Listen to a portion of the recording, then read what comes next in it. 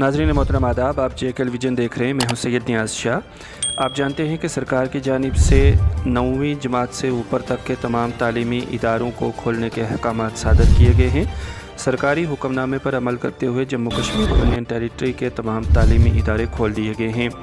आज सरहदी ज़िला पुंछ के मुख्तलिफ़ तालीमी इदारों में पुंछ म्यूनसिपलिटी की जानिब से सैनिटाइजेशन मुहिम चलाई गई। तमाम स्कूलों में स्मोक किया गया, यानी धुआं किया गया और बच्चों को स्कूलों से बाहर निकाला गया।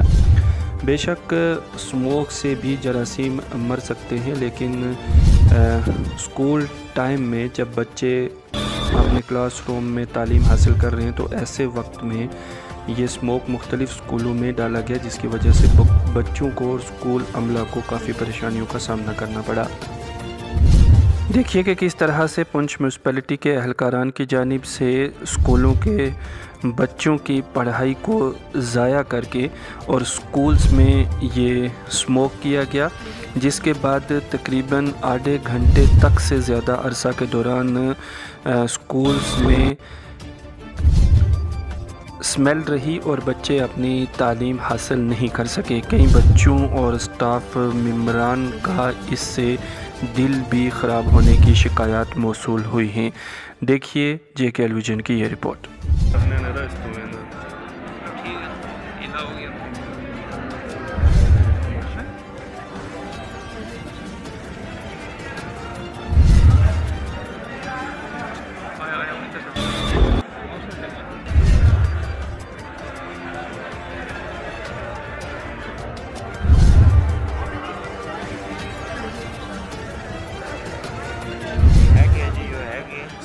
स्मोक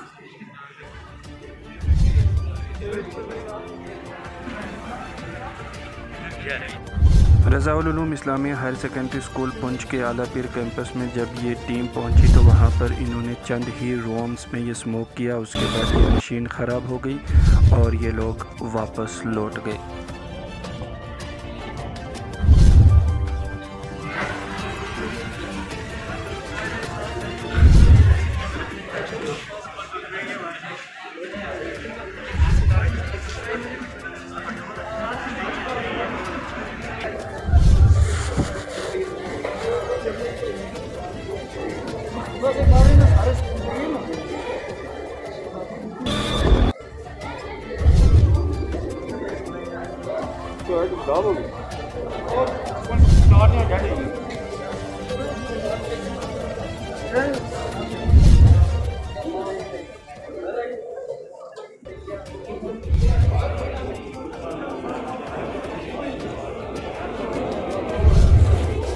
इदारों को अपने गिरदो नवा को साफ़ सुथरा रखना बहुत अच्छी बात है और ऐसे में सैनिटाइजेशन का एहतमाम करना भी सबसे अच्छी बात है।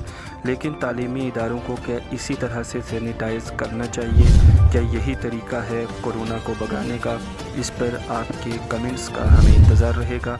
हमें उम्मीद है कि सीनियर ऑफिसरान तक जब ये वीडियो पहुंचेगी तो इस तरह के वो मुलाजमीन जो इस तरह से स्कूलों को सैनिटाइज़ करते हैं उन्हें कुछ बेहतर इंस्ट्रक्शंस मिलेंगी और आने वाले वक्त में बच्चों को परेशानियों का सामना नहीं करना पड़ेगा।